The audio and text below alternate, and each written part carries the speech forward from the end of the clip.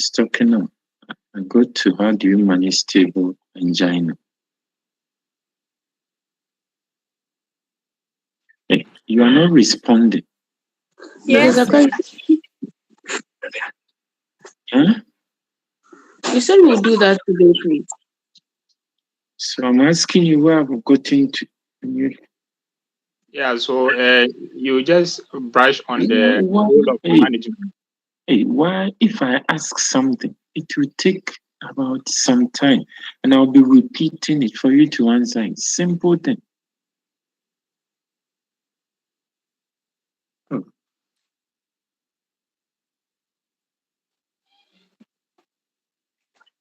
Hmm?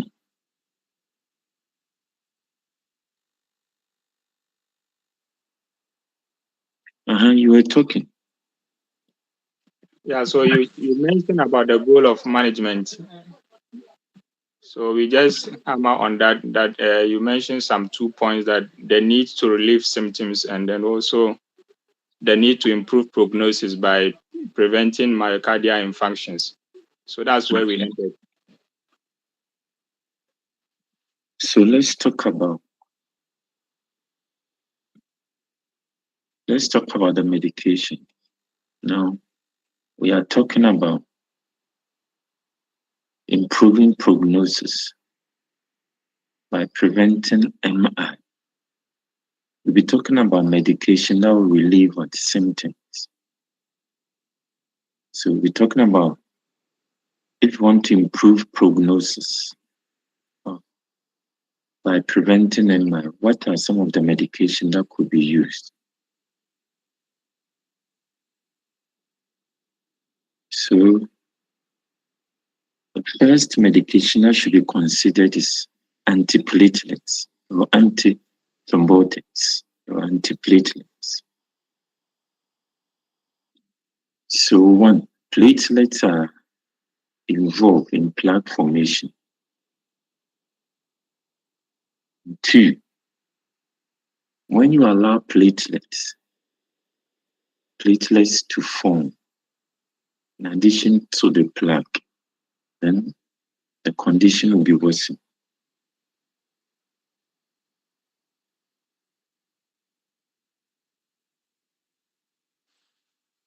So we try to prevent anything that would bring out these clots formation, thrombus formation, anything that will cause aggregation of these cells. We try to prevent that because we don't want it to worsen the condition. So if I ask you, what are some of the causes of platelet aggregation? What are some of the causes? When you know causes or ways by which platelets can aggregate, then you will be happy to use the medication that could also inhibit the aggregation. So tell me some of the causes of platelet aggregation.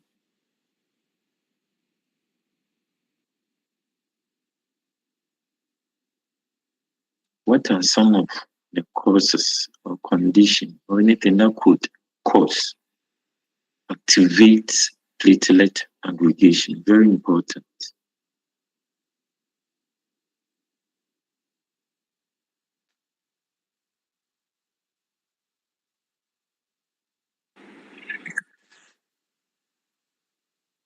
Sir, please, the presence of thromboxane A2. So thromboxane A2, formation of thromboxane A2. This formation of thromboxane A2 will be formed. Where will it form? Where will this thromboxane A2 form? So we want to know how platelets can aggregate. Because coronary artery disease, number one medication is what? It's aspirin. Aspirin. or clopidogrel. Why do we consider all these medications? Because these antiplatelets are effective in preventing platelet activation or aggregation or thrombus formation. So I'm asking you said thromboxanate 2. Where would thromboxanate 2 be forming?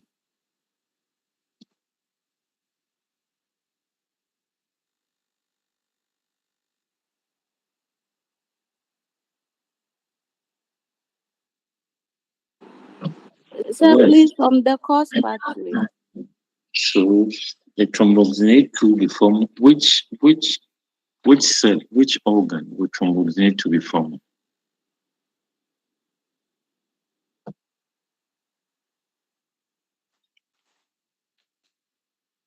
Do you get it? Is it in the blood? Where?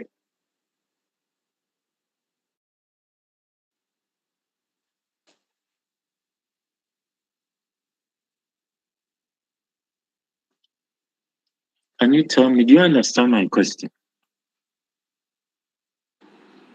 Yes, sir. You don't understand it. You said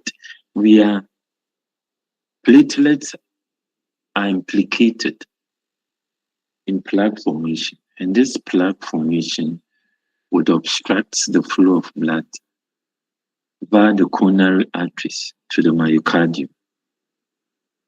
And because platelets are implicated, they want to prevent platelet aggregation. And I'm asking you this: what are some of the causes that will bring out or bring about platelet aggregation? And you rightly said it's thromboxanate 2, and I'm saying thromboxanate 2, where will it form? Is it in the blood? Is it in the cells? Is it in this? That will cause or activate the platelet aggregation. You have to know this.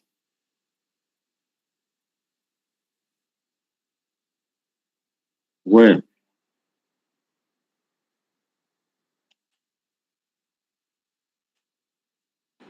So please, I think it's produced from the cells. Which cell? Um, I'm not really sure about it.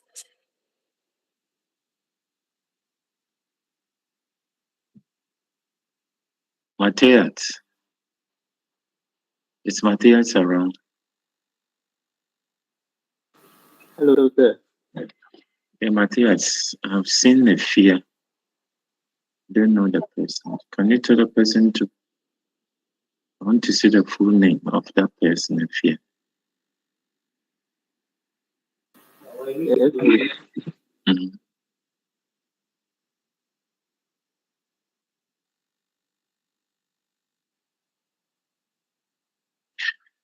So you are not sure, Dorcas, you are not sure. Yes, sir. So we are talking about thromboxanate 2 from the Cox pathway. You are right. But I'm saying that now, where would these thromboxanate 2 be formed? It will form where? Is it in the blood? Is it in cell? Which cells?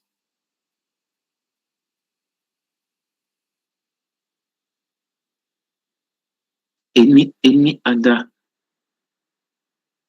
mechanism that will bring about platelet aggregation? Endothelial damage. Endothelial damage. What does it mean?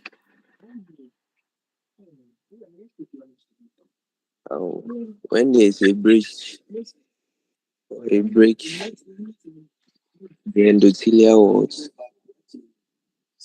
When there's a break in endothelial walls.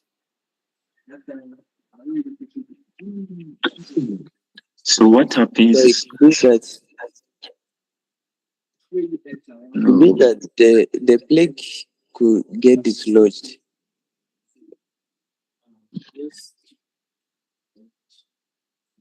Are you done? When the plate get dislodged, it will activate the platelets. What happens is that the first one is thromboxane formation within the platelets. Thromboxane A2 forming within the platelet would activate platelet aggregation. That is one. Number two, exposure of collagen. When there's rupturing of the plug and it comes into contact with the blood, then it will stimulate aggregation of platelets. So exposure of collagen to the blood would activate platelet aggregation. The last one is what? So first one is thromboxanate to forming within the platelet. And this thromboxanate to form within the platelet will activate the platelets to aggregate. It's a stimulant that will cause the platelets to aggregate. The two is exposure of collagen to the blood. When there's a rupturing or there's a break of this plug, it comes into contact with the blood, it will activate what? Platelet aggregation. The last one, who can tell me the last one?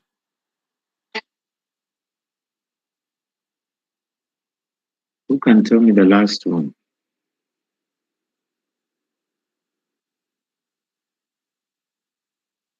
Who can tell me the last one? Sir, please, adenosine diphosphate. What? I said adenosine diphosphate. Adenosine diphosphate has done what? It also causes platelet aggregation. How will it cause platelet aggregation? Sir, I know it's found on the platelets, but how the aggregation comes about, Adenosine I'm diphosphate. not really sure about it. You said what? So please, I said it is found on the platelet. Mm-hmm. It activates the P2. So please let me come again. I'm not really sure. We So don't please, come I said again, right? So these are the ways. We have mentioned exposure of collagen to the blood. We have mentioned thromboxanate to formation. And the last one is activation of P2Y12 in ADP. This ADP is found on the surface of the platelet. When you activate P2Y12 in ADP, it also causes aggregation. So please note this. To cause aggregation of platelets, thromboxanate 2 formation, we have exposure of collagen to the blood, and the third is activation of P2Y12. This site, P2Y12 sites, we talk about a drug that will act on that. Activation of P2Y12 in ADP. ADP would also activate platelet aggregation. So let's talk about aspirin. Aspirin is one of the antiplatelets. And who can tell me the mechanism of action for aspirin?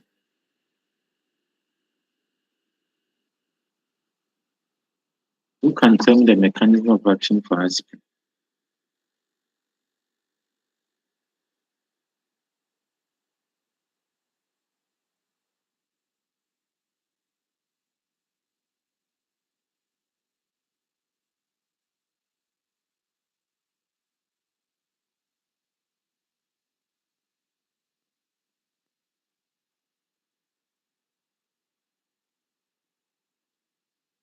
Hey, who can tell me?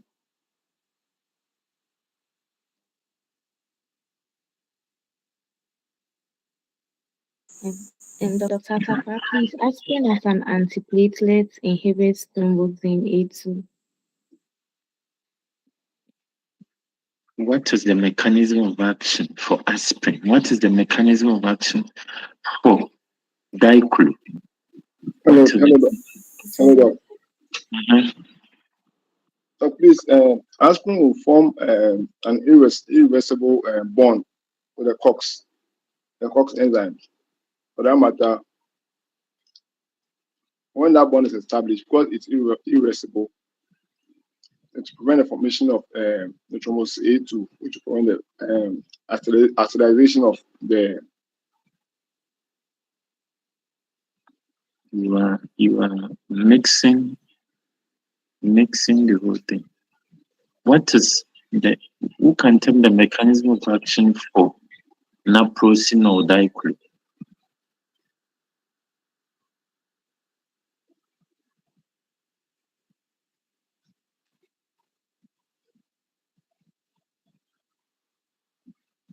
Who can tell me the So that mechanism? with the mechanism of nitrosin and diclo, the bond they will form with the COX2 is reversible.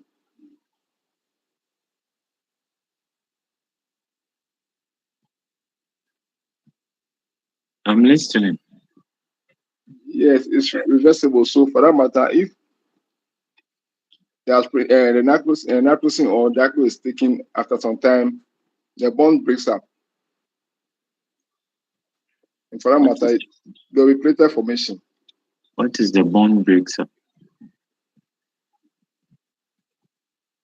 Please, I mean the bond that is formed between the nitrosin or the diclo is with the COX enzyme is reversible. So maybe after some time, and one doesn't take the CPO or sorry, nitrosin or the diclo again, that bond that is supposed to be strong breaks. That's what I mean.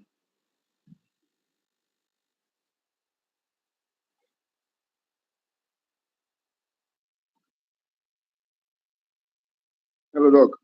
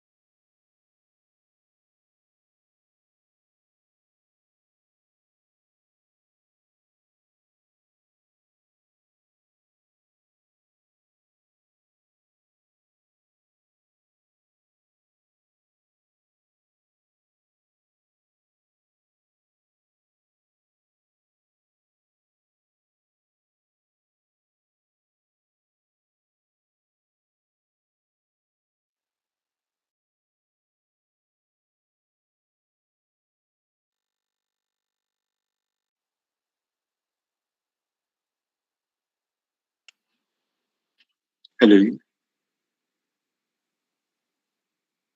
hello.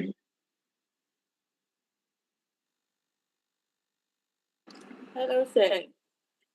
Sorry, the light went off. So the internet also went off. So it just came. So I was talking about aspirin. So what aspirin does is that aspirin would inhibit COX irreversibly. So this is the difference. Aspirin acts via irreversible inhibition of what? Of the platelet. They will inhibit irreversibly the COX action within the platelets. And therefore, if it inhibits this irreversibly, it will prevent the formation of the thrombosis. Diclo and naproxen would inhibit COX, and their inhibition is reversibly, meaning that if the concentration of naproxen or diclo or brufen goes down, or we don't have the drug in the system again, these COX will be up again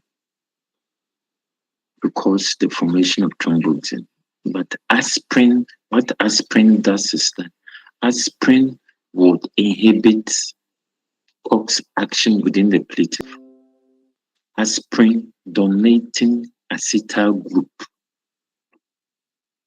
to react covalently with the COX. So there's a covalent bond.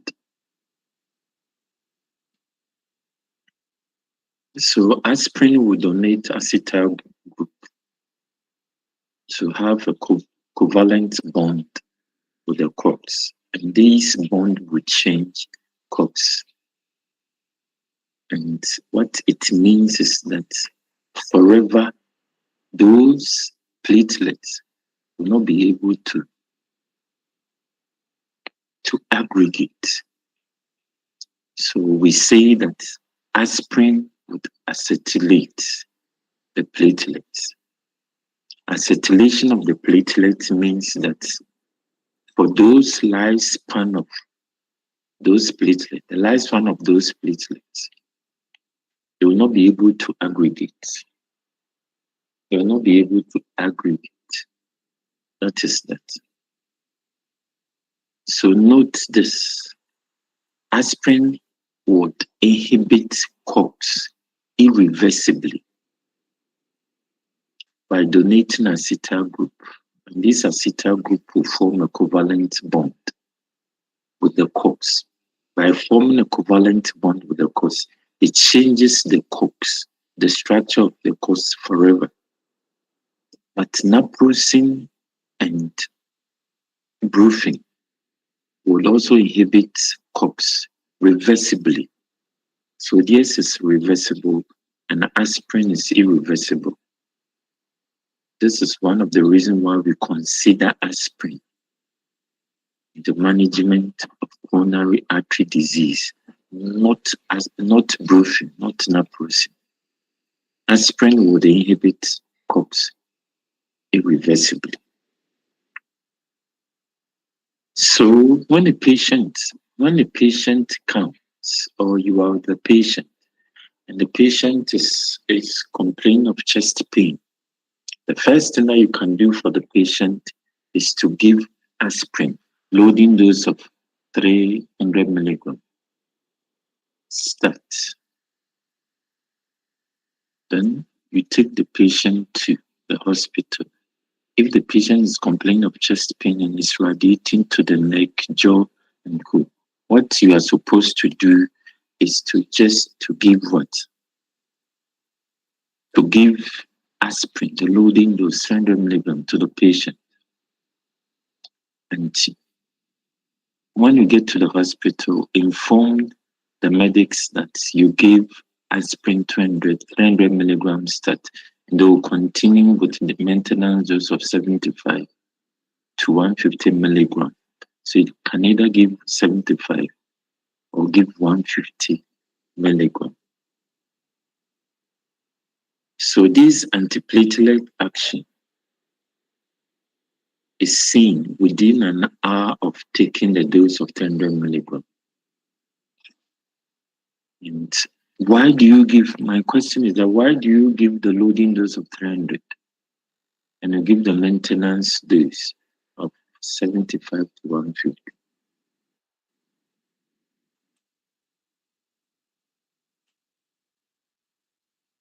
Why do you do that?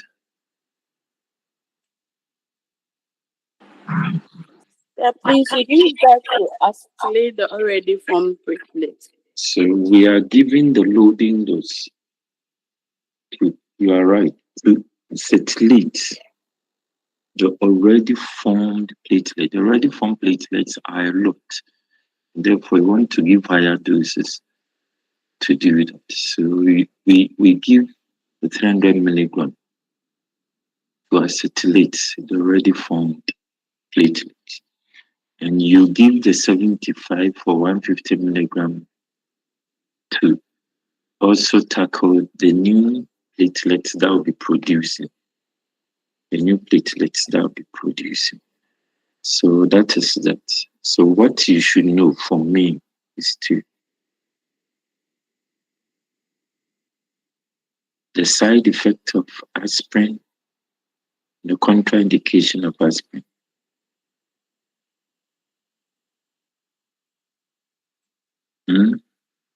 So what are some of the side effects of aspirin?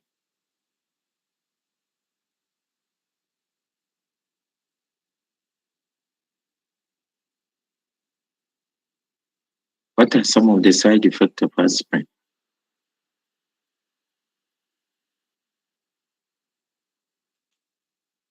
Can you hear me?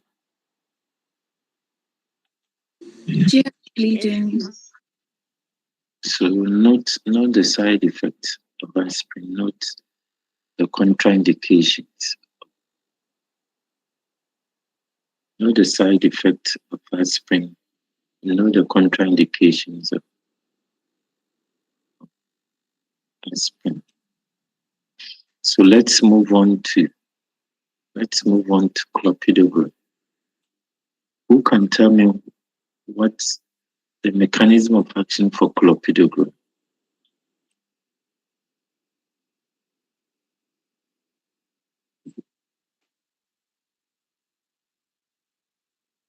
So we have clopidogrel as antiplatelets. So we can use clopidogrel, or we can use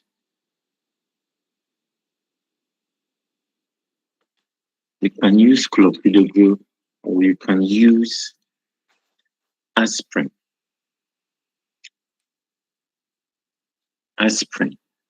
And you can do a dual antiplatelet regimen. You can combine the two dual antiplatelet regimen and do the two together. So clopidogrel would inhibit ADP activation. Clopidogrel will inhibit ADP activation of the platelets. So note this. Note this. The clopidogrel, the ADP is found on the surface of the platelets. And within the ADP, there's a site called P2Y12. The site within the ADP, when you stimulate the site of ADP, when you stimulate the site of ADP with this site, P2Y12 within the ADP, it will cause aggregation. So what clopidogrel does is that clopidogrel will block the site P2Y12. When you block P2Y12, it means that nothing could go in and stimulate the site. Nothing will go in there and stimulate the site. So again, we can consider clopidogrel when a patient cannot tolerate what? Aspirin. If a patient is allergic or cannot tolerate aspirin, then we can shift. We can just put the patient on clopidogrel. It's as effective as what? As aspirin. It's the coronary artery disease, so we can also use clopidogrel to manage that. And let me ask you, can we do the two? Can you combine clopidogrel and aspirin? Can you do that?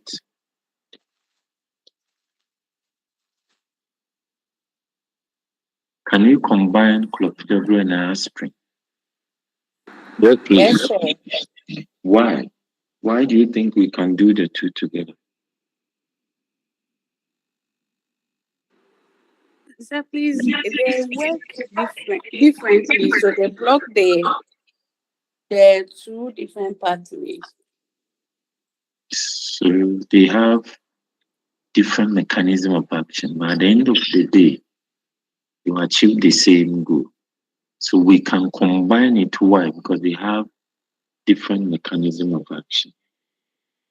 So we can do that. So the same thing for clopidogrel, we give the usual dose is 100 milligram. Then we continue with 75 milligram daily. That is that.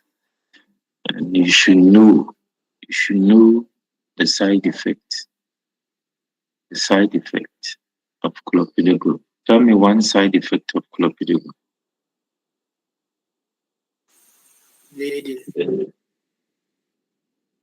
One side effect of clopidogrel is what?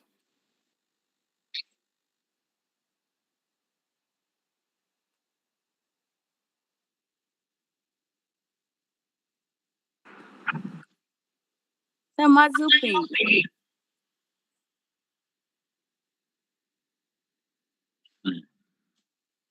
So not these common side effect of what? Of clopidogrel. Note also this, the clopidogrel is expensive, very expensive as compared to aspirin. And because of that, what the medics or evidence, there's evidence that if a patient is on clopidogrel and the patient cannot afford, there's evidence that when you combine PPIs and aspirin, is as effective as using clopidogrel alone. If the patient cannot afford the clopidogrel, you can use the PPIs plus aspirin. It's as effective as using the clopidogrel alone. So that is that.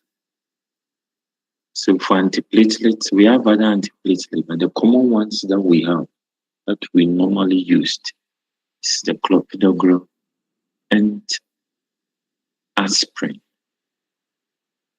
So we want to medication that we want to use to prevent what? Progression. These are the medication, antiplatelets.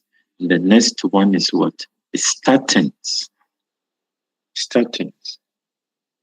The next one is statin. The next one is statin. Okay, so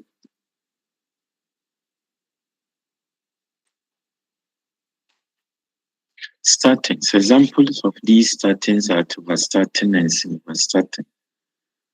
What these statins will do is that these statins will reduce LDL, low density lipoprotein, in patients with coronary heart disease, to reduce them. So it's important to note this, very important to note this. If a patient comes up with coronary artery disease, please don't check the levels of the lipids. Don't check it. Don't check the levels of the lipid. Just go in using what statins. So for patients with coronary who comes with coronary artery disease, there's no safe level of cholesterol for the patient. There's no, because the patient has developed that. It's the same as if a patient comes with gout. If a patient comes with gout, any drug that would raise uric acid to the minute, just a small quantity could worsen the gout. So if a patient comes with coronary artery disease, there is no safe level of cholesterol for patients with no safe level. All the levels are not safe. So you need to put your patient on statins. Put your patient on statins. So statins are given to the patient. One thing that you should also notice that statins has additional benefits. Aside the lowering of the lipids, it has additional benefits.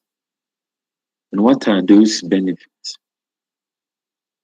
So the benefits are, it has anti-proliferative effect. It has anti-inflammatory effect. It has anti-thrombotic effect. And it also has inhibits reactive oxygen species. So these reactive oxygen species can cause destruction to the endothelium. And this endothelium, when there's destruction to this endothelium, the plaque will form. So it will restore normal endothelial function by inhibiting the production of reactive oxygen species. So that is that.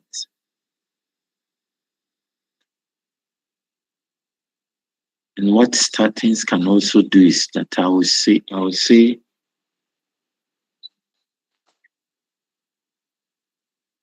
statins. What statins can do is that statins would reduce C-reactive protein levels.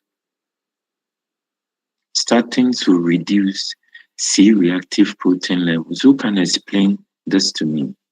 Why I'm saying that statins will reduce C-reactive protein levels?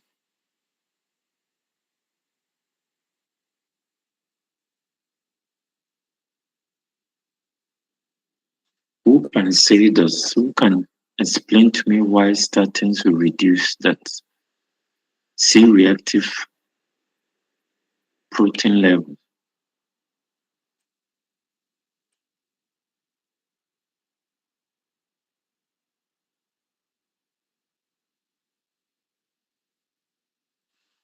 Hello? Can you hear me? Yes, sir. So who can explain that to me?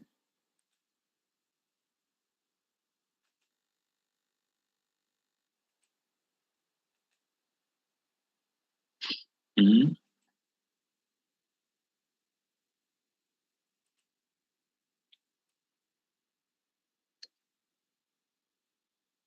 Why starting? So when I was doing diabetes with you, I said this. Or I didn't say anything like that.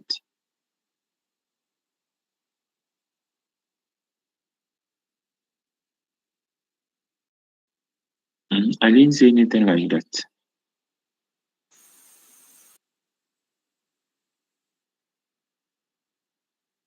Hey, I'm listening now.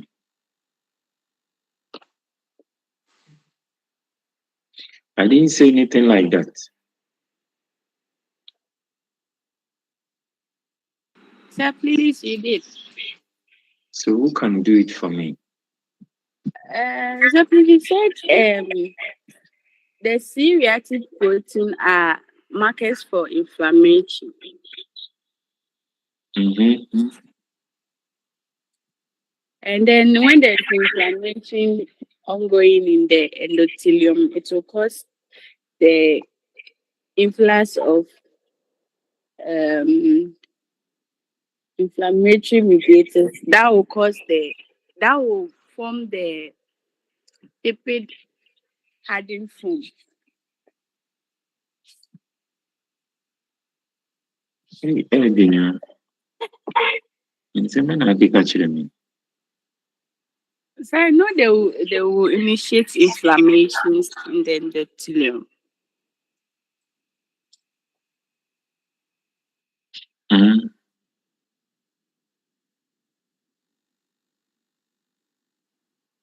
Who can explain to me?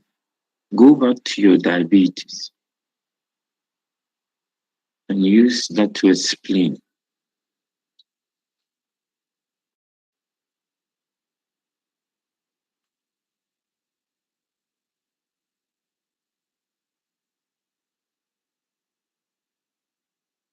I was talking about the pathophysiology of insulin resistance.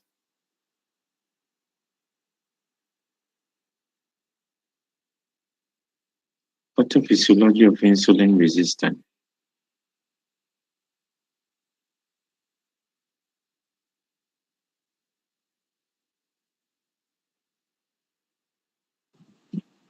So, Dr. Kaka, Okay. last time in the diabetes, you said that when the adipocytes become fluid. I can't hear you. Hello. Yes.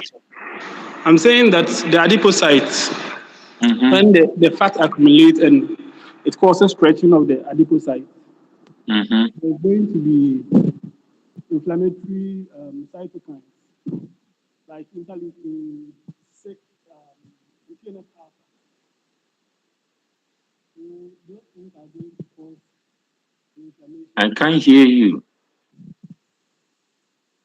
I'm saying that when the adipocytes stretch, there will be release of the inflammatory cytokines. So interleukin 8 and TNF alpha will be released. I can't hear anything. Class, can you hear him? Okay. No. So why don't you say?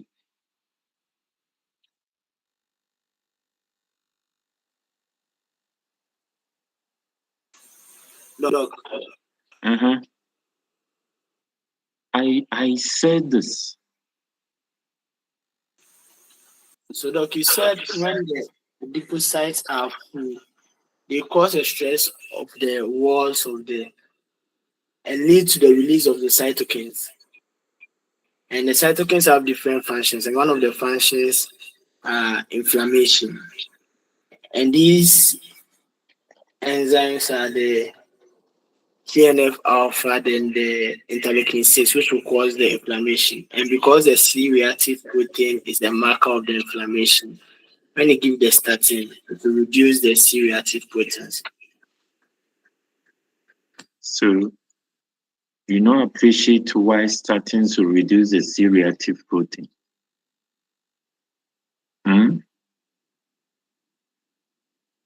You understand? Yes, doctor. Go back, read about it. I've taught you this. Okay. So please note the statins. Your statins. Which statin is excreted via the liver? Which one is excreted via the kidney?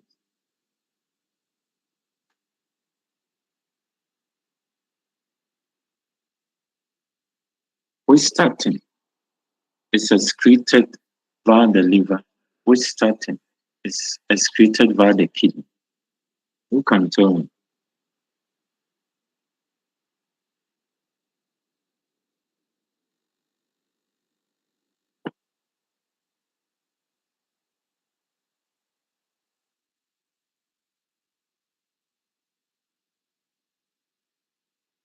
Hey, I'm listening.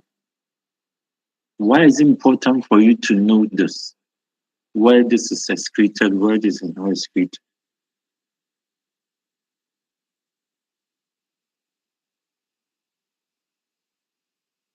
I think let me try. Let me try. I think atorvastatin is excreted by the kidneys.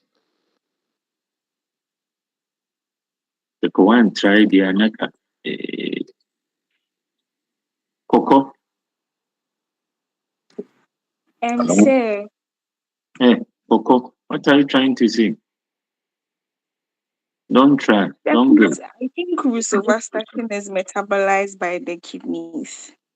What? Hey, stop what you are telling me. You and Coco. Stop what you are telling me.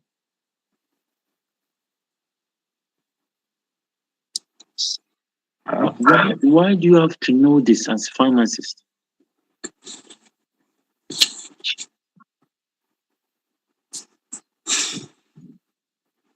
Why do you have to know this? So that when a patient comes with a liver impairment or a kidney impairment, you know which statin to use. So it's important. It's important. And therefore, don't get. Coco is saying something different. And the other lady is also saying something. Why? Who can tell me?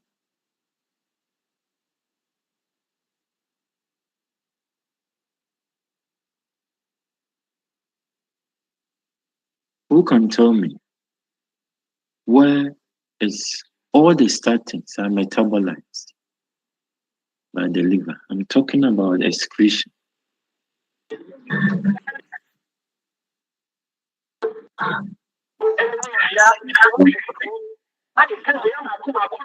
Hello? Hello? Hello, I'm listening. Look, as you said, almost all the statins are metabolized by the liver and excreted by the kidney. However, the atorvastatin is the only statins that can be metabolized and excreted by the liver. So there is always a caveat or question on the use of atorvastatin when the patient has a liver condition. So atorvastatin is metabolized and excreted by the liver. And therefore, if a patient is having renal impairment, the safest statin will be what? Will be atorvastatin. A patient coming with renal impairment, you resort to what? Atorvastatin. When a patient comes with renal impairment, which statin will you?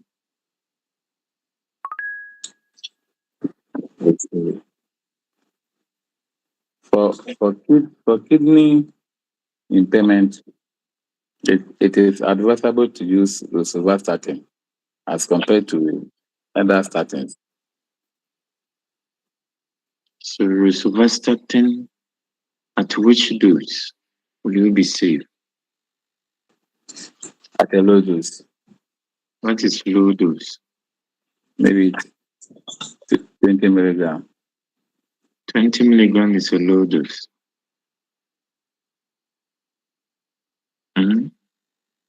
So doc, like 10 milligram rather, sorry. 10 milligram is a low dose.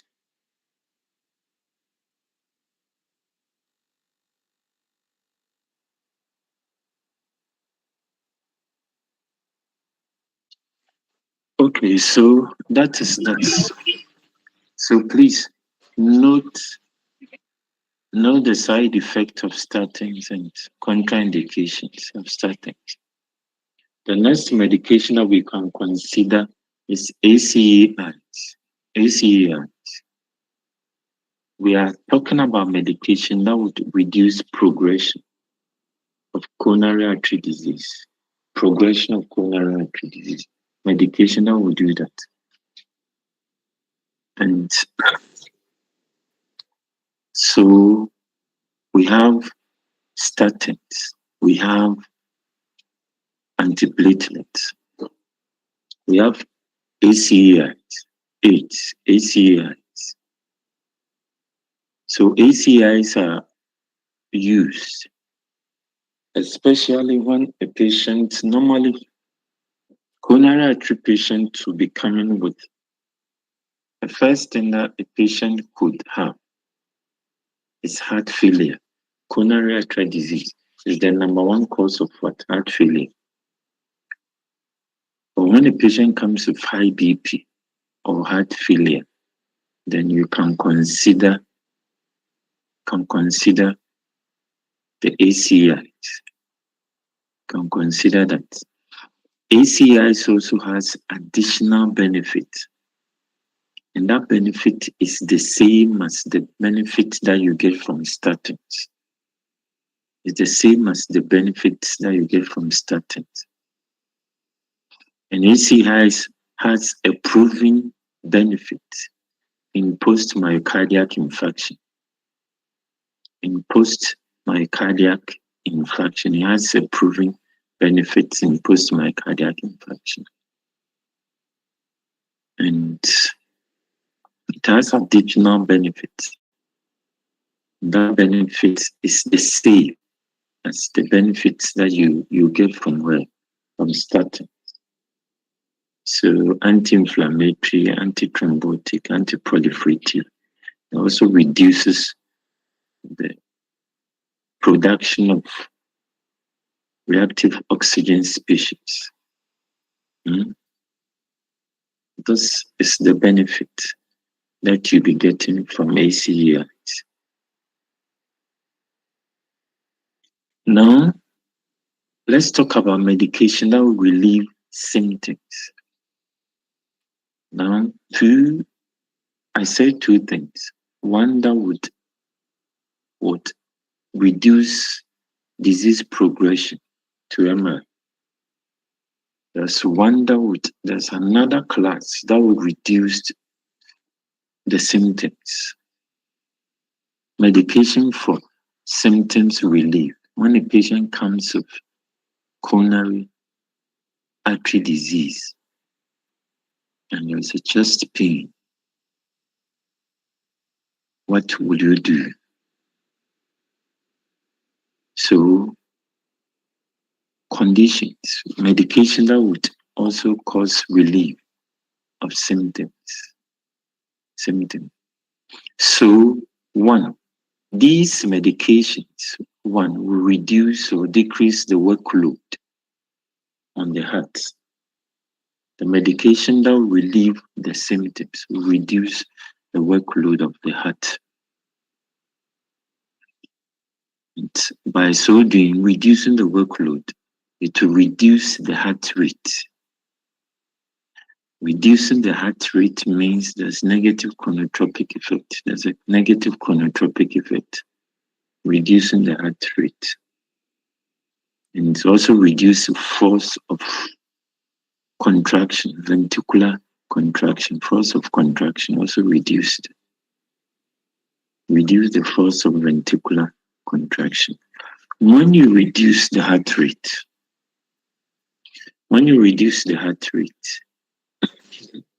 what will happen? You reduce the activity, the demand of the heart for oxygen will also be reduced. And so the heart will be demanding for less oxygen. So we are decreasing the workload on the heart. So it means that there will be reduction of force of ventricular contraction. Force of contraction will reduce. There's reduce of heart rate, which is negative chronotropic effect. When I do arrhythmias with you, you know the negative chronotropic effect.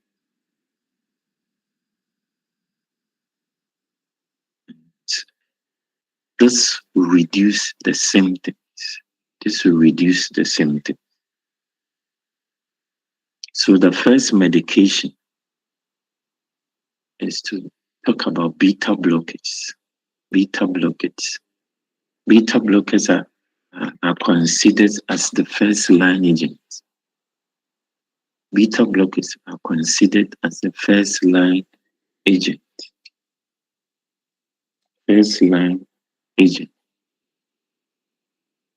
Beta blockers are considered as first line agents. Why? The reason is that beta blockers will reduce the workload on the heart by reducing the effect of sympathetic effect on the heart. And this would increase the parasympathetic effect. And it will slow down the heart. Beta blocker will slow down the heart rate.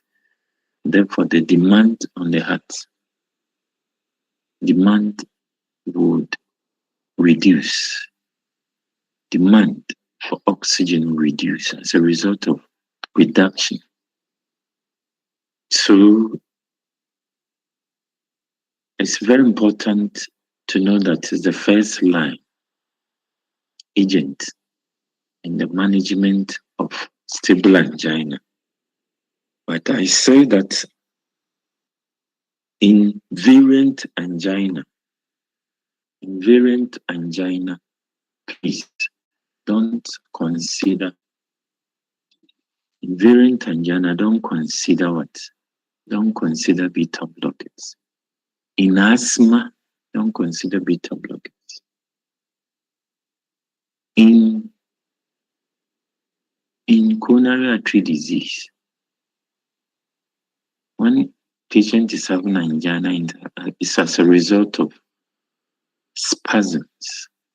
Don't consider beta blockers. We have discussed this. So the beta blocker will reduce myocardial oxygen demand by blocking the beta receptors. We have beta 1 receptors and beta 2 receptors in the heart, but predominantly we have beta 1 receptors. So blocking the beta 1 receptors in the heart will reduce the heart rate and force of contraction. And this will reduce the demand for oxygen by the myocardium. This will reduce the demand. So because of this, it's considered as the first line. Because of this, it's considered as first line. But there's a caution.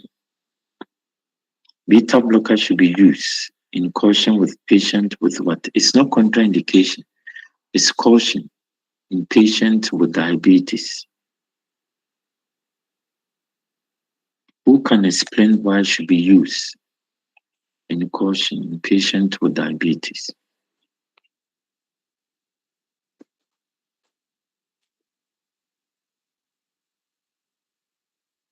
Who can explain why beta blocker should be used? and caution with patients having diabetes.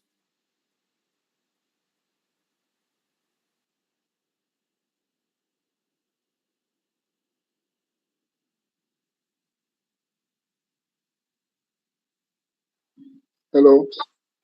I'm listening.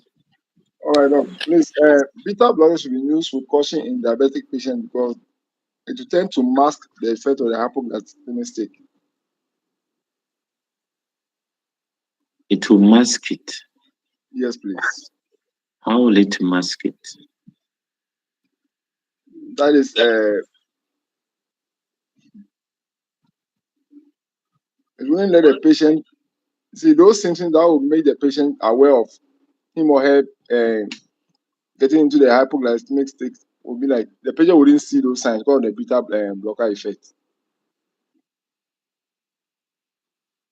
Why will you say the patient will not see those signs?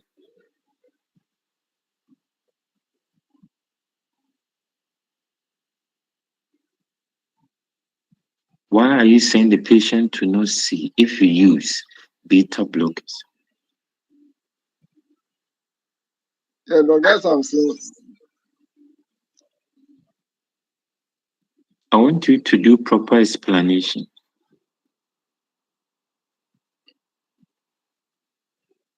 All right, all right. This somebody can help me, man.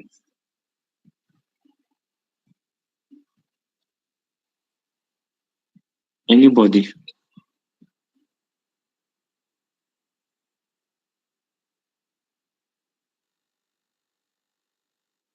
Hey, anybody?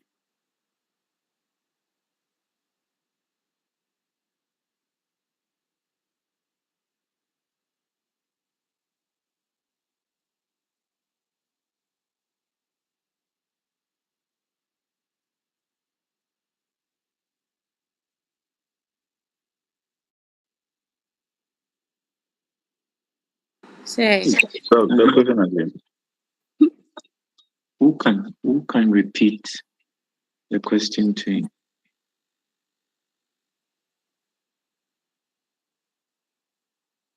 hello. Hello. Yeah, please. So the production of insulin is under adrenergic control. So when you use beta blockers in diabetic patients, you might worsen the hyperglycemia. You might worsen hyperglycemia. What does it mean?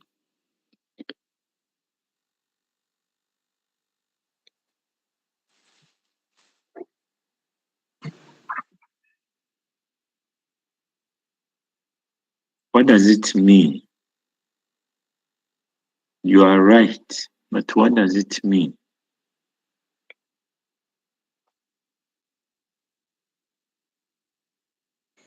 Please, so it means that it will increase the blood glucose. So instead of having a decrease in blood glucose on your anti-diabetics or your insulin, you have increasing blood glucose levels. So you are right. You said that insulin release or production is under adrenergic system control. So it means if you use beta blocker, it could also affect the release of insulin. And therefore, the patient's sugar could go up. So that is one caution. Another caution is what Solo was trying to say. They ask, so they could mask the symptoms of hypoglycemia. How will it mask the symptoms?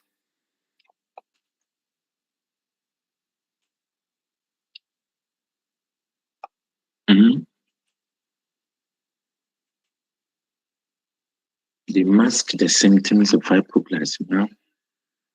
How does it mask the symptoms of hypoglycemia?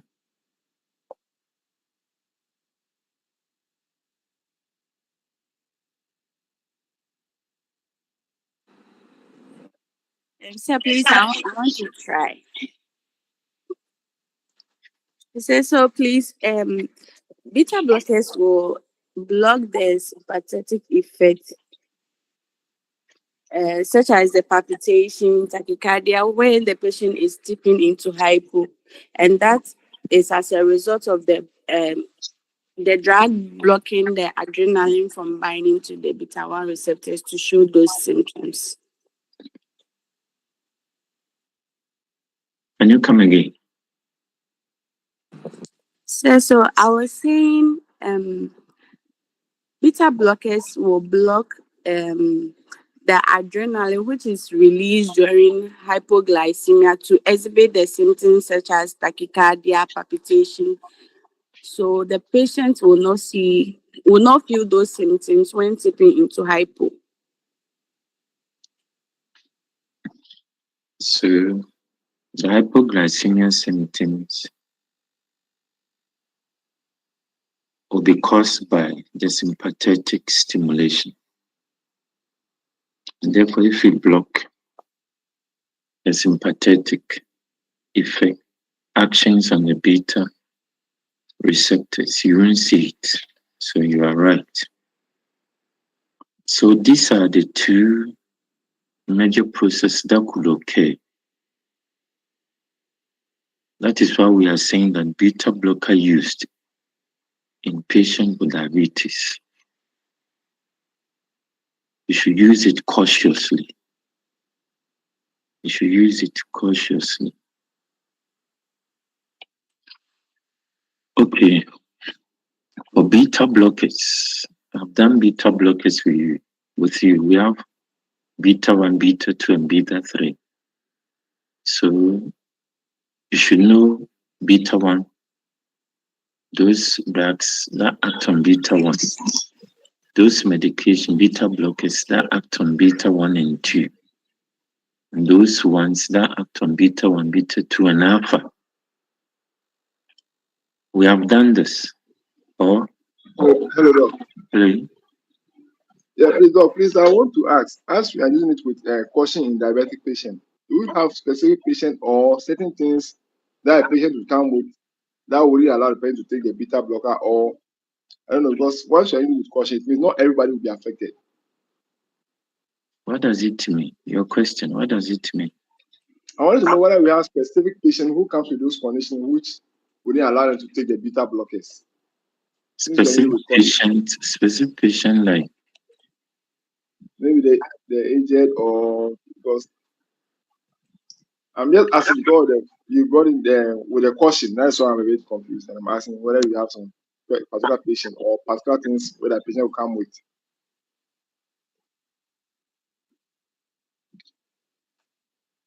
So when you talk about diabetes, we say diabetic patient. So what I don't get your question. We say we should use beta blocker cautiously in diabetic patients. So which term, can you come again? Yeah, so like with caution. So I was thinking that it's possible others will respond to that effect we are talking about with respect to the beta blockers on the patient. Maybe others will also respond. That's why I wanted to know if there's others will respond like what? Like the effect we are talking about, being the beta blockers masking the effect of the hypoglycemic state of the patient. Maybe you don't understand. You don't understand it. Okay. Maybe I'll take time and go right again. So what I'm saying is that, hey, whether you are adult, whether you are a child, whether you are middle age, whatever, if you're on beta blocker, we are saying you should use it cautiously. Why? Because the drugs that you be taking to manage diabetes could have effect on the sugar. So it could drop the sugar. So anybody can go into hypo. all right, Doc. Anybody can go into hypo.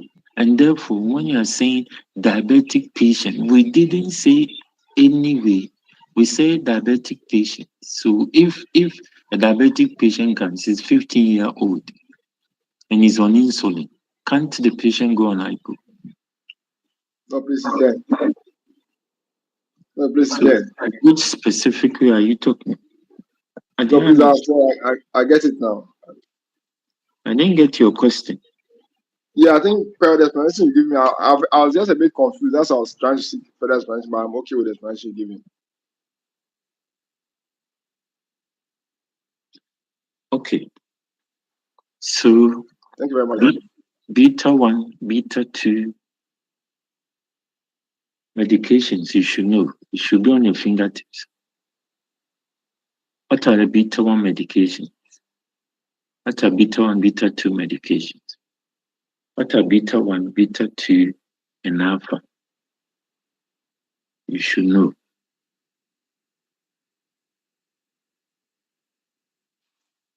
Okay. Some of the beta blockers are water soluble, some are fat soluble. We should also know them because it's important to know why they are fat soluble, important to know why they are lipid soluble. When do you use the fat soluble? When you use the lipid soluble? If a patient comes with psychiatry events, you're not like to give lipid soluble. If a patient is having nightmares, you want to use beta blocker, you won't consider lipid soluble. So all this. So you should know that. So what are some of the side effects? What are some of the side effects of beta blocker? You should know. Tell me if I say, tell me conditions where beta blocker should be avoided. What can you tell me these conditions? Asthma. So asthma.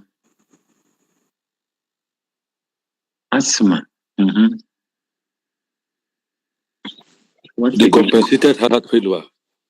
Decompensated heart failure. Good. What again? Peripheral artery disease. The peripheral vascular disease. Transmental angina. Transmental angina. And what again? Cardiogenic shock. Bradycardia. Cardiogenic shock. So you should know these things, please. You should know. Normally, I'm afraid of your MCQs because it comes from the spectrum is wide. The things that you are supposed to learn, I pity for you guys. Pity for you guys. We don't have a limit. We are supposed to learn everything. It's too much on you. So there are certain things, please. Exams over there you cannot think.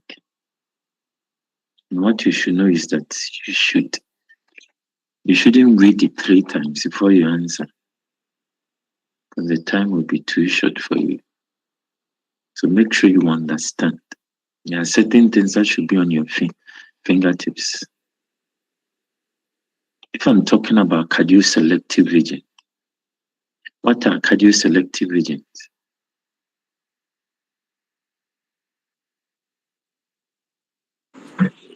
Yeah, the metoprolol, carvedilol, and then bisoprolol. Bisoprolol. Okay, can you maybe I might be showing you so what? Coco. Don't take chances. I'm asking about cardioselective agent, and you are talking about carvedilol. Huh? Is carvedilol a cardioselective agent?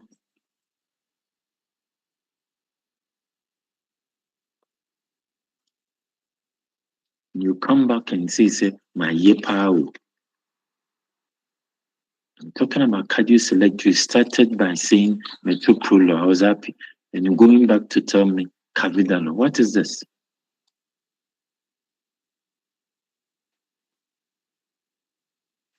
What? Tell me. Cardioselective agents. What are they?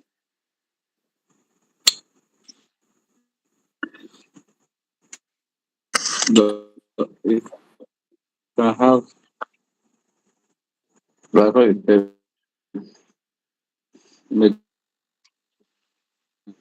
What are they? also have atenolol. We have atenolol.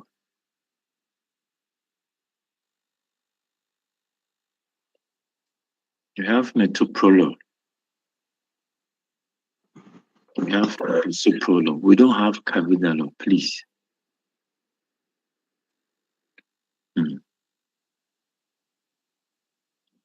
So if I ask lipophilic agents, what are they? Propranolol. Propranolol. Bisoprolol. Bisoprolol, but be careful about bisoprolol. Bisoprolol has the two properties. So be careful about bisoprolol. It has the two properties, lipid and lipid solubility and water solubility. It has these two properties. Hydrophilic and lipophilic. So note this. Agents with low lipophilic activity or hydrophilic. So you should know the hydrophilic. You should know the lipophilic. If you're talking about atenolol, comes hydrophilic.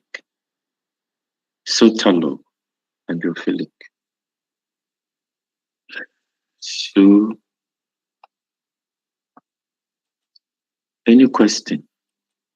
You should know side effects. You should know any question. Dr. Attakorah, please, I have a question.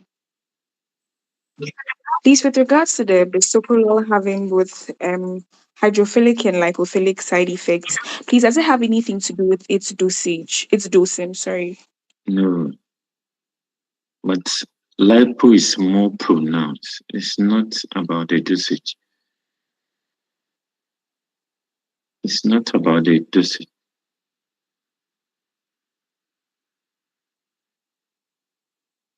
It's not about the dosage. It has that two properties.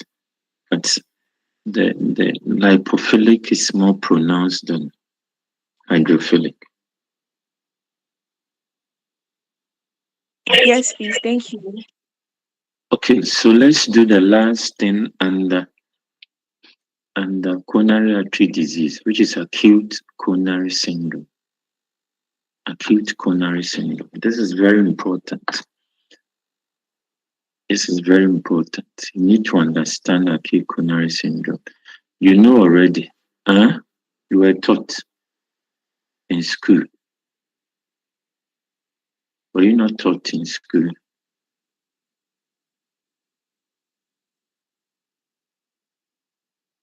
Yes or no?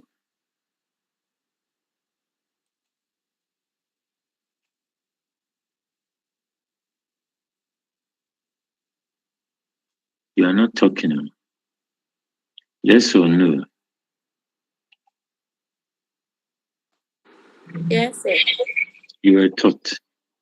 Okay, so let's start with questions. What is acute coronary syndrome?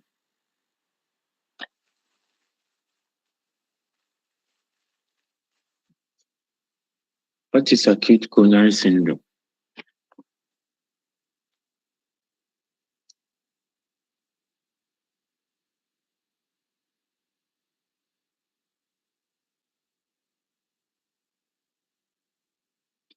Hmm?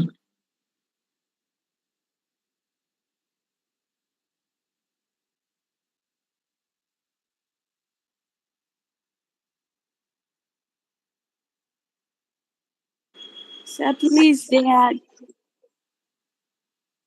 conditions that include unstable angina that leads to STEMI and NSTEMI. Come again. Come again. Come again. Sir, please, I said it's defined as unstable angina that leads to other complications such as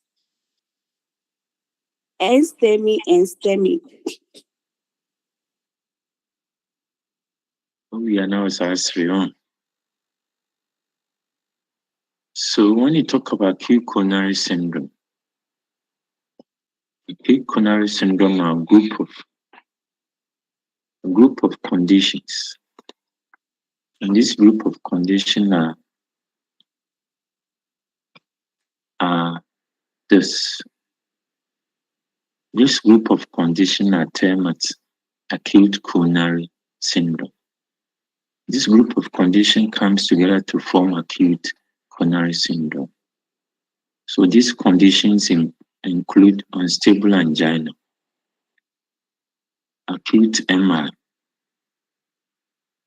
NSTEMI, non-ST elevation myocardial infarction, and STEMI, ST elevation myocardial infarction. This group of condition comes together to form what? To form acute coronary syndrome. So I don't have the board. I'm not happy. Matthias said that I can do something. I'm not happy. When I'm not having the board, there are certain things I need to explain. So what happens is that if a patient comes with unstable angina, and we said that unstable angina could lead to what? Could lead to total occlusion. And this total occlusion, when we have this occlusion can cause MI. Please, do you understand up to this point? Unstable angina, we are saying that acute coronary syndrome is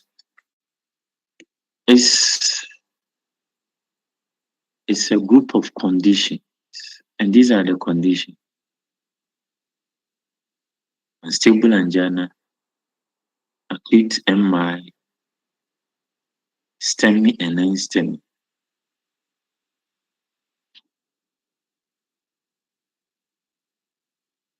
And all these conditions, let me tell you the secret about all these conditions. All these conditions could present with similar symptoms of chest pain. Similar symptoms of chest pain. All these conditions, unstable angina, acute myocardial infarction, all these conditions could present with similar symptoms of chest pain. These could be relieved by GTN. So this is how these conditions are developed. It will start from unstable angina. Unstable angina could cause transmural, which is total occlusion. This total occlusion will lead to MI. And when the patient develops MI, depending upon certain characteristics, this MI could be divided into two. Could be divided into STEMI and NSTEMI. Is it clear? Yes, sir. Any question?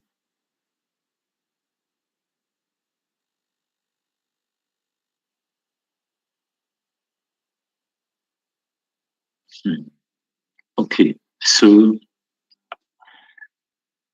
let me, I don't have the board. There are certain things I have to, let me try, see whether you appreciate it. So, sequence of events after occlusion, sequence of events. So when you have total occlusion, you have a coronary vessel.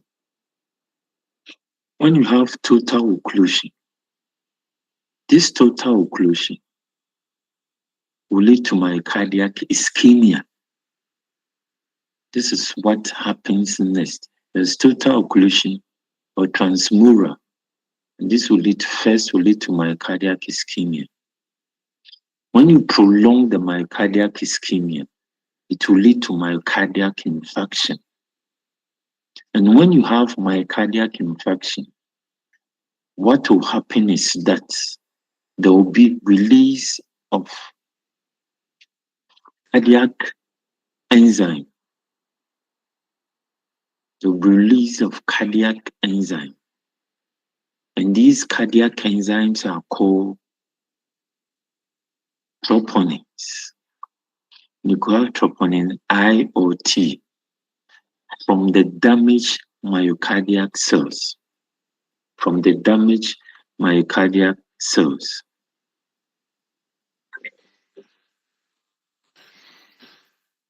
Hold on for me.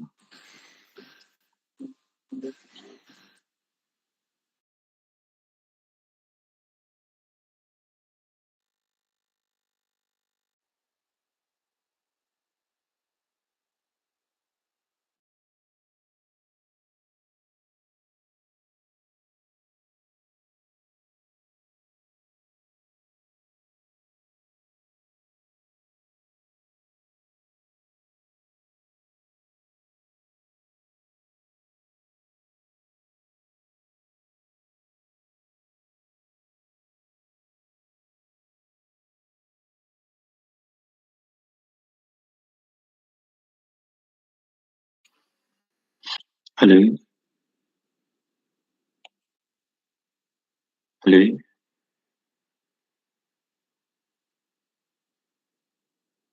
Hello. Yes. So I want to break it down to get to where we get a STEMI and then STEM. So there's total occlusion. These are sequence of events after occlusion. So there's total occlusion, and this occlusion will lead to ischemia. That's the first condition that will develop when you have total occlusion. And when you prolong the myocardial ischemia, then myocardial infarction would occur. Myocardial infarction would occur. And when you have myocardial infarction occurring, there's cardiac enzymes. These cardiac enzymes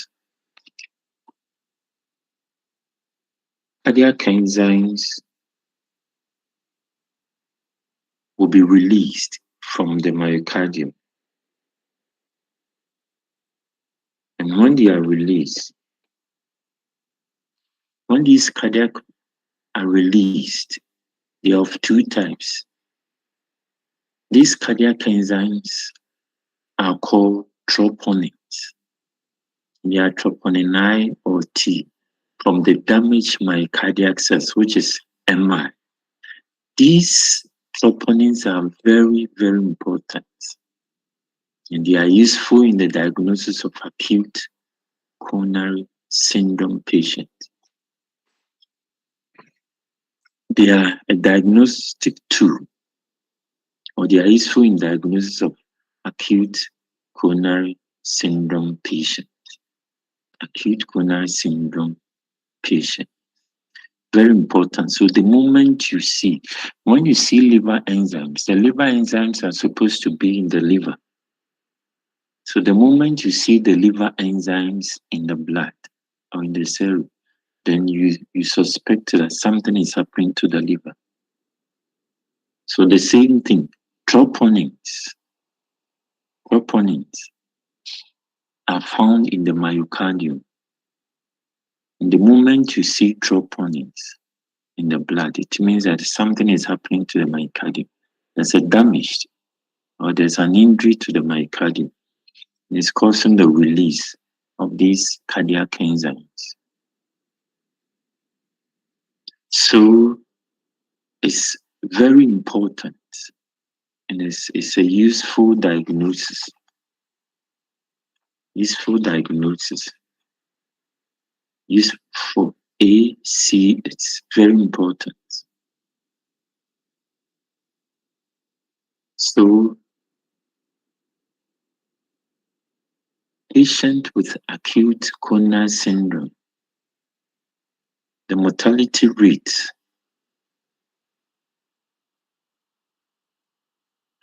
within the first month is approximately 50%. Acute coronary syndrome, patient who comes with acute coronary syndrome or myocardial infarction. So the mortality rate within the first month is approximately 50%. And the deaths occur within the first 2 hours. So acute coronary syndrome is a dangerous condition. It occurs within the first 2 hours. First 2 hours, because this is happening. Why? Because the patient could develop ventricular fibrillation. What could kill the patient is mostly ventricular fibrillation. That is why it occurs within short time, ventricular fibrillation, and it's a dangerous condition. Arrhythmia. You don't like arrhythmia. Don't like arrhythmia. So when you talk about ventricular fibrillation, it becomes an issue. So there's occlusion, unstable angina leading to total occlusion. Total occlusion is leading to MI. And when a patient develops this MI, depending upon what is happening, we can divide the MI into two. Can divide the MI into STEMI and NSTEMI. So you have unstable angina leading to MI. And when the patient gets MI, the patient can also have STEMI and NSTEMI. So let's move on. Let's move on to now to the STEMI. A patient has developed MI. And these MI could be classified or could be termed as STEMI and NSTEMI, depending upon the other things, other conditions that will prevail. So let's pick the STEMI and let's know what will happen when STEMI occurs. What are the things that would happen when STEMI occurs? Or some of the characteristics of STEMI. What are some of the characteristics of conditions that forms ACH? So characteristics of conditions that form. Now we have unstable, and it led us to MI. For the MI that the patient is having, these MI could be, depending upon the other condition, could be classified as acute, as STEMI, and NSTEMI. So let's see. Let's see if it's STEMI, what makes it STEMI? If it's NSTEMI, what makes it NSTEMI? So let's talk about it. What are some of the characteristics of conditions that form STEMI? So the first one is that. Hello. Hello.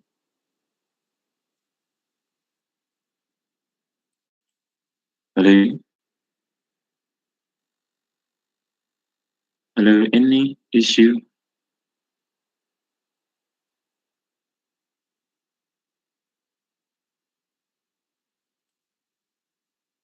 You wanted to ask question or what?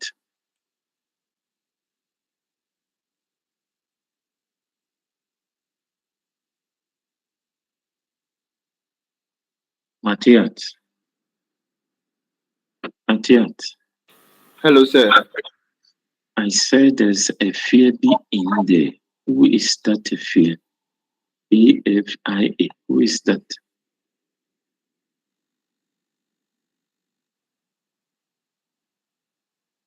I told you to use your full name. So who is that a fear?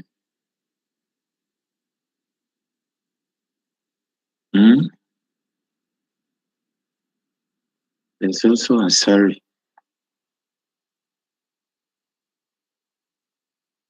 Can you change the? Tell them. Yes. Kenneth. I want your full name. Who is Kenneth?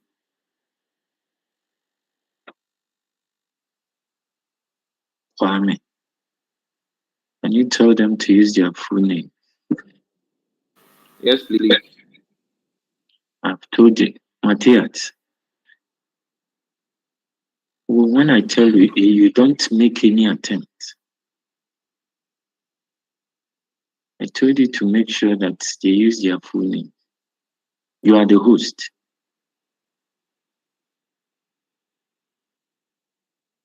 Yes, please. I informed them to join with their full names. But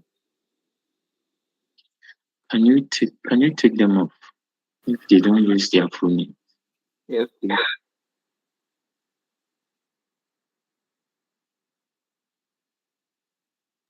I'm seeing you smell. Seeing. I told you. A Rama. Who is a Rama? Who is a Rama?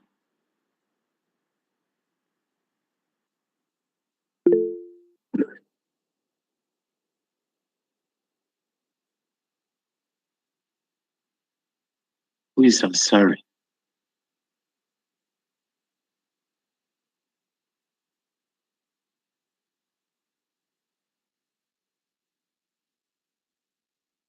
Take Ansari. If they don't want to use their full name, take Ansari from me. Ismail. Matthias. Hello, sir. Can you take? Yes. Tell Yes. them. I don't like that.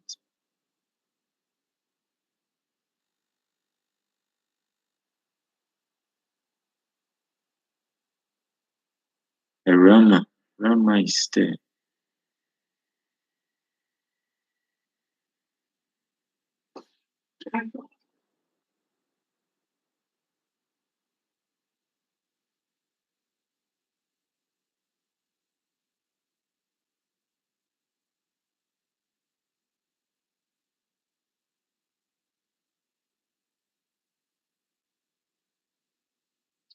Okay.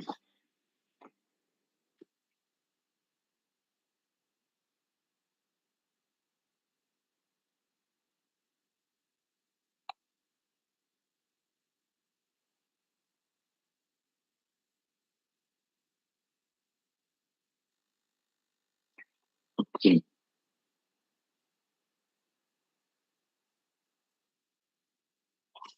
Somebody wanted to ask question.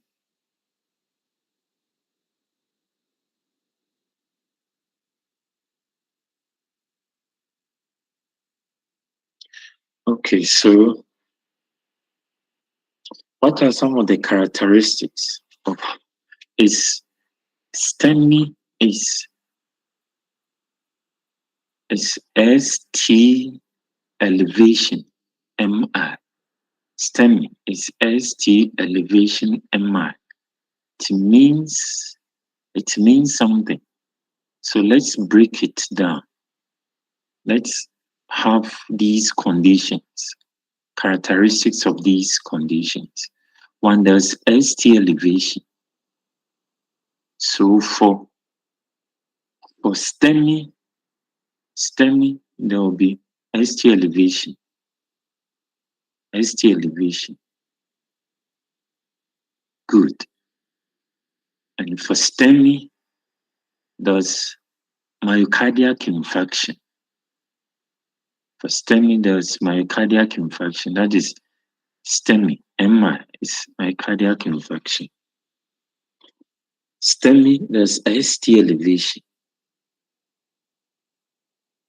Because we have myocardial infarction, there will be troponin. So if I ask about the characteristics of STEMI, it will be ST elevation, it will be myocardial infarction, and there will be troponins. Then note this: without transmural, without total occlusion, the patient will not be able to develop MI. Do you understand this? Without total occlusion,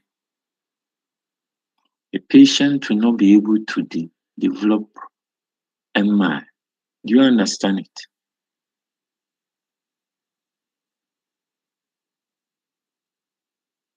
Yes or no? Yes, sir.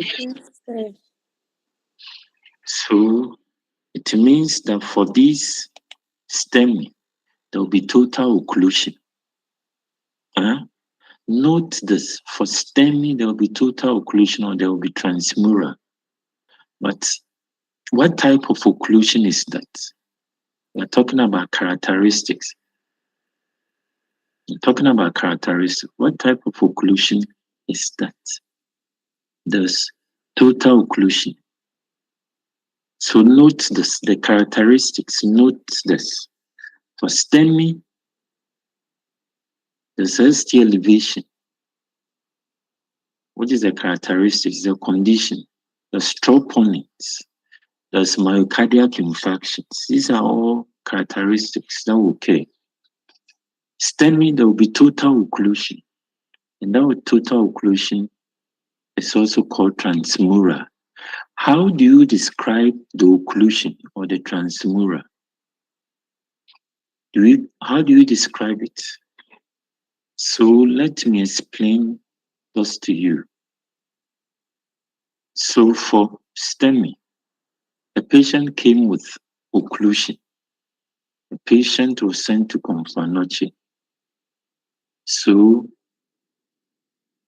ECG was done. Patient had total occlusion. ECG was done. And the ECG was showing ST elevation. What does it mean? What does it mean?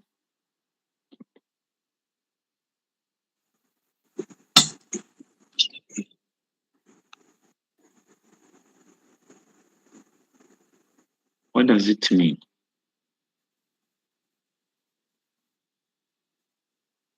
So a patient had occlusion, complained of chest pain, sent to Confanoche. ECG was done. There was ST elevation. What does it mean? The same patient was sent to Kwalebu.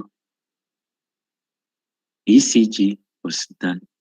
There was ST elevation. The same patient was sent to Ridge Hospital. ECG was done. There was ST elevation. Tell me, what does it mean? So it means once there is a ST elevation, notice on the ECG, then it implies that there is infarction, and also there's infarction.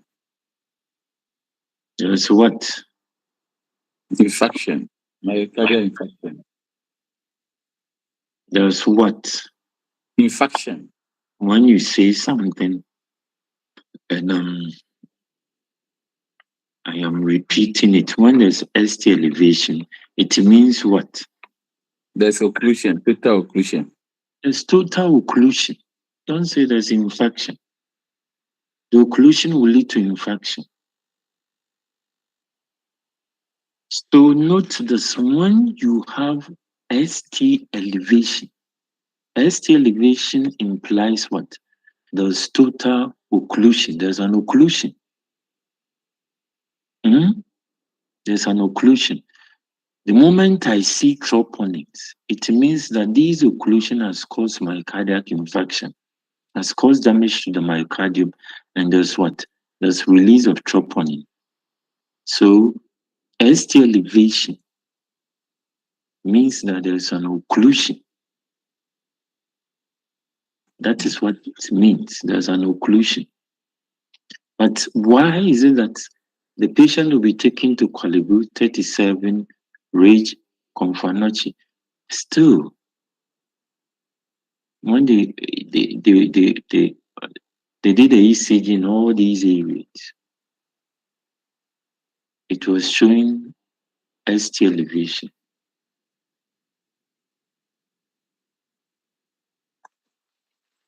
What does it mean?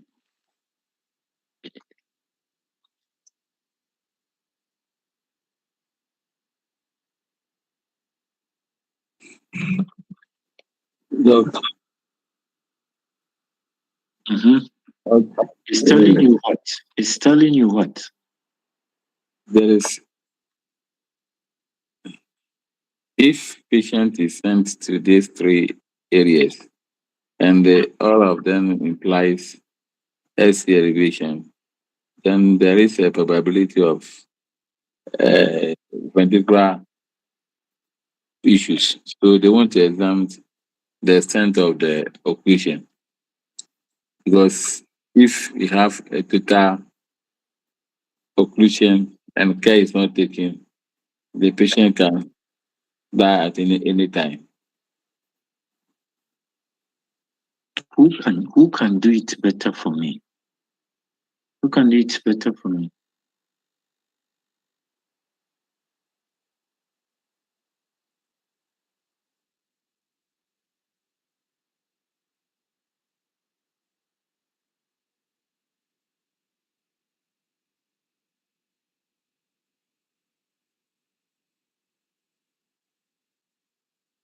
Okay, I think once there's ST elevation, there's total occlusion, which in effect is telling you that there's very low perfusion.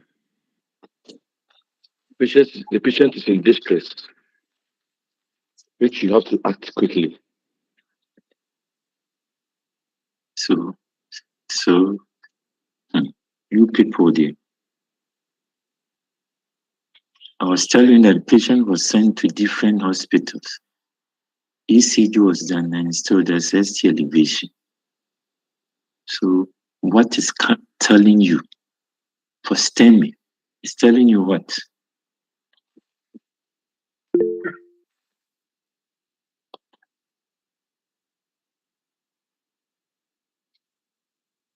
For STEMI, it's telling you what?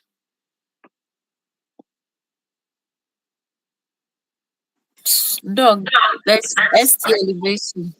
In STEMI, there's ST elevation. I mean, there's persistent, what do you call it? Occlusion. There's persistent. It means that the occlusion there is persistent. Take note of this. Let me break this down for you. Take note of this. The occlusion, the moment the ECG will show us that there's ST elevation, it means there's what? There's an occlusion. The moment ECG will tell us that there's what? There's ST elevation, it means there's what? Occlusion. Do you get it? Class, do you get it? Yes, Yes, sir. But I was trying to tell you that patient was moved to here, was moved to here, was moved to here, was moved to here. And anywhere that ECG was done, there's ST elevation. Telling you what? Telling you that the occlusion was what? Was persisting.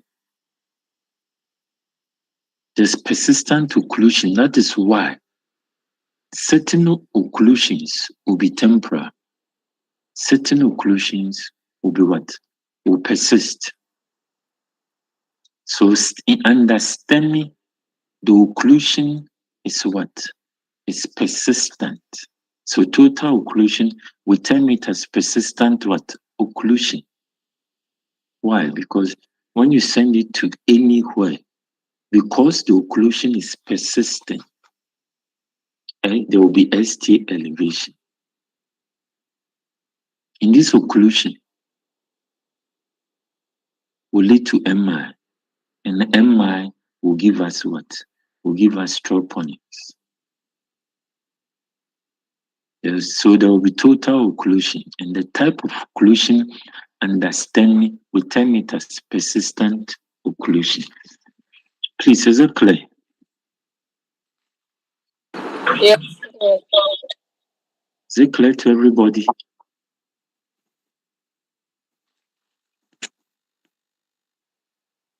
So characteristics of conditions understanding is that there's total occlusion or transmural.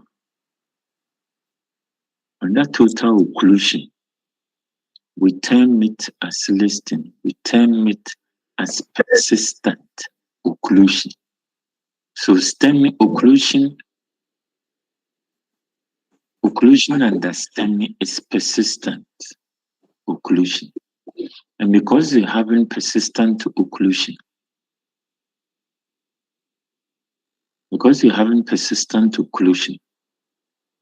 there'll be ST elevation. And because you have ST elevation telling us that there's total occlusion, there will be what? There will be myocardial infarction. And myocardial infarction will now give us what? Troponins. Give us troponins. So let's do the last, and I'll continue. Doc, Yes. please help me to clarify something. Is that when you have total occlusion, and for that matter, MI, is it always that when you have MI, and you do a test, you can also have troponin level being high?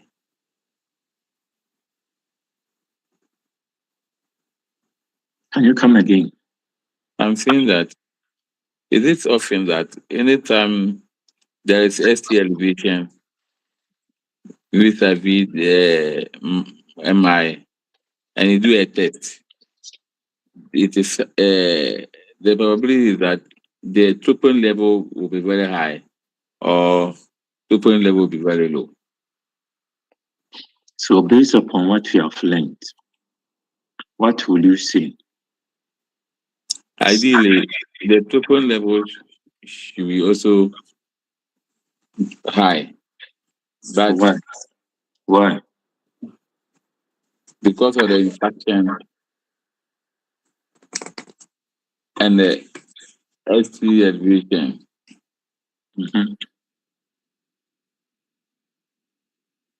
So now come back to your question. Yeah, the issue is that there are some few occasions, even at the hospital, patients will come, and when they do the ECG, they will see that the ST is elevated, and pointing to MI. But the lab shows that the troponin level or cardiac markers are normal. So I'm wondering what is causing the troponin level to be normal, and yet the patient has ST elevation and my ST elevation being high. Meanwhile, the cardiac the troponin level is not. So So note this. Note this. A patient will come with unstable angina. Unstable angina. For unstable angina, there will be no troponins. There will be no what? There will be no troponins. There will be no ST elevation. Note this.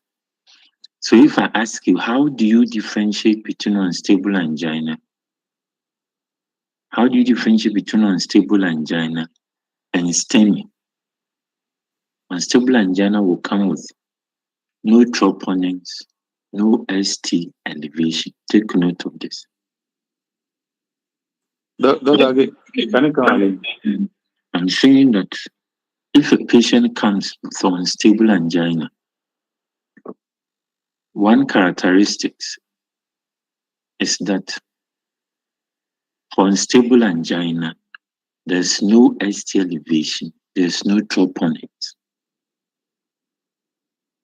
Take note, the moment a patient will come with MI, there will be release of what? There will be release of troponins for unstable angina. The moment a patient will come with this, there will be release of what? Of troponins.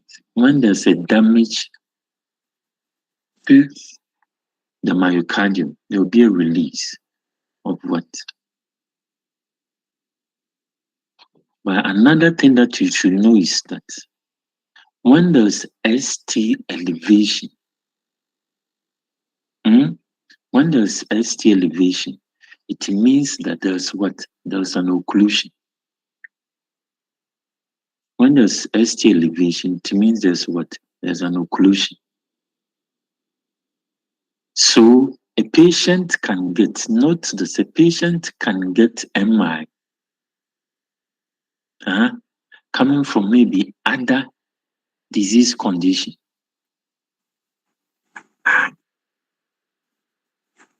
You could get damage to the myocardium.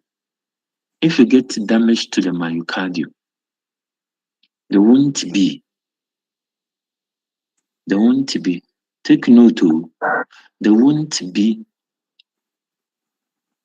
elevation of ST. If there's a damage and it's not coming from occlusion, ST elevation simply means that there's an occlusion. So you could be asked in exams, if you ask to interpret ST elevation, it simply means what? There's an occlusion. But it will not tell you where the occlusion is. There could be damage to the myocardium coming from other condition, apart from the occlusion from coronary artery disease.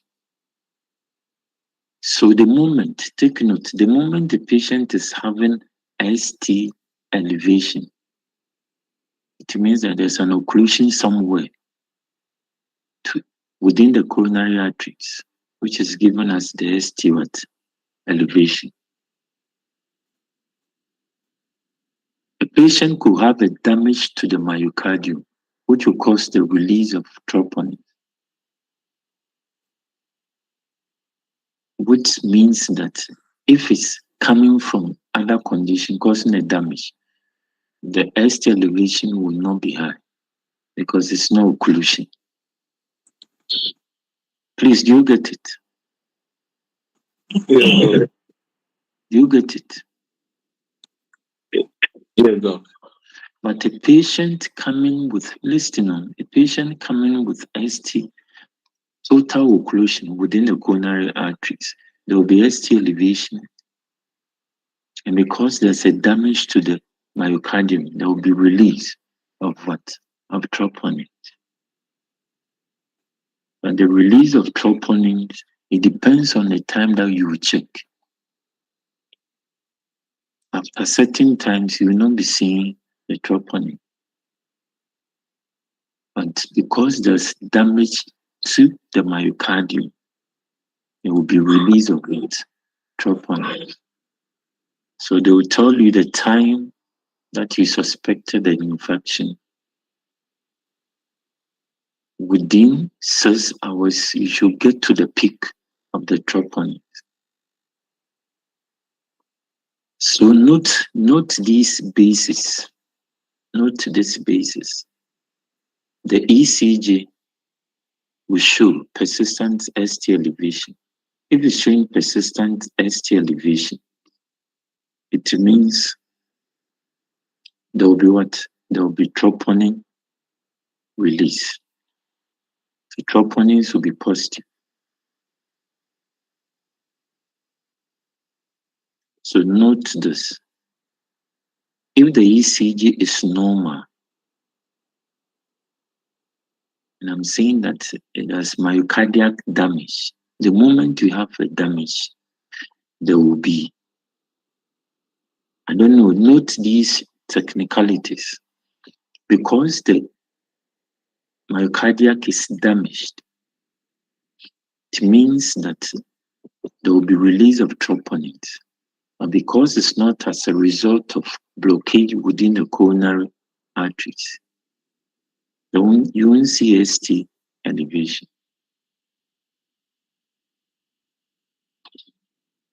So take note of that. You can get persistent ST elevation will give you persistent occlusion, and troponins will be positive.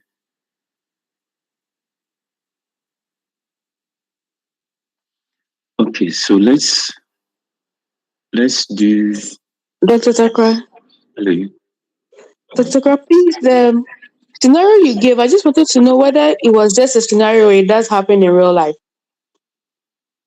Like what? Where you said they took the patients from Konfanoche to Kolebu to maybe test 7. I just wanted to know.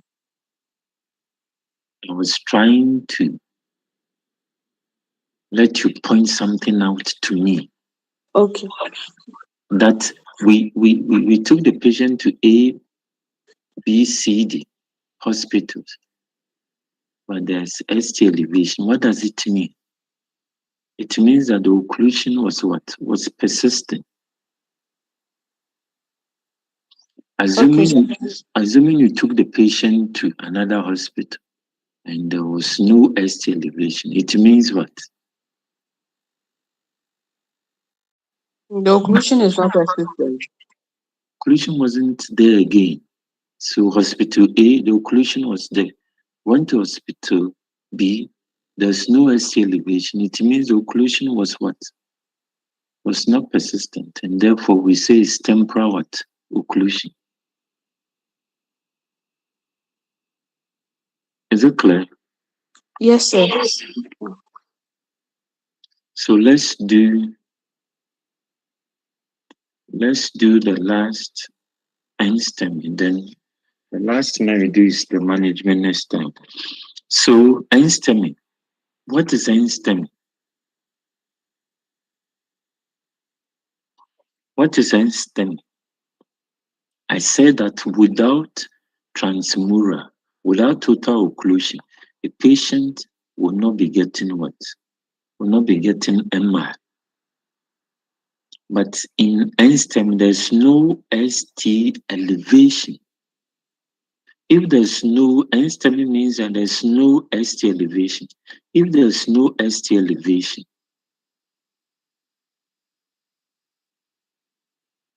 why is it that we have MR? NSTEM means that there's no ST elevation. If there's no ST elevation, what does it mean if there's no ST elevation? There's no total occlusion. It means no occlusion, total occlusion. But why is it that we are having MR?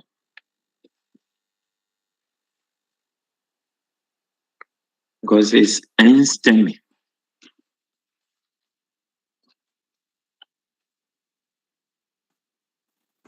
Yeah. MI. Do you get it? Yes. There's no ST elevation, but there's MI. Yeah. MI. So what does it mean? The MI is due to the temporal occlusion that is happening. It means that, as you said, it means that there was temporal occlusion that caused the damage. That is why I was telling you that the patient was moved from A, B, C, D hospital. Anywhere that we go, the occlusion, there's ST elevation, one ECG was done. But for STEMI, there was an occlusion, and the patient was rushed to Confanoche, and they did the check. There wasn't any ST elevation. It means that there was a temporal occlusion that caused the damage, which is the MI. And because it caused the damage, troponins will be released. So for STEMI, we say there's temporal occlusion. There's myocardiac infarction because it's STEMI. There'll be troponin release. And the fourth will be what? It's non-ST elevation. Is it clear?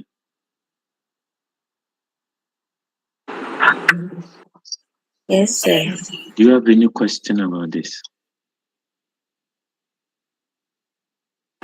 Sir, please, with regards to the temporal and the persistent occlusion, does it mean that with the persistent occlusion, the occlusion is where the occlusion is occurring is stable, and then the temporal it's moving through the blood vessels? Temporal, the STEMI means, as you said, it's stable. It's there, as you said. So it's occluded over there. So if you don't do something about it, it will be there for 10 years, 20 years, till the patient will die. And this will take seconds if you don't manage it, because MI, to cure the patient is. And STEMI is more dangerous. Why? As you said, it's temporal occlusion. The occlusion was there temporarily. As now, the occlusion is not there. So it means that now the plug will be in circulation. And it's more dangerous. Why? Because it could occlude at any vessels at any time.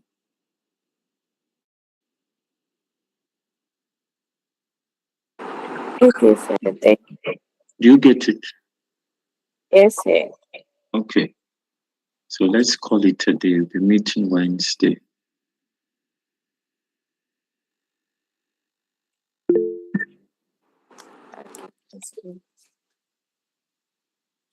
Okay. See you on Wednesday. Okay, bye bye. Thank you.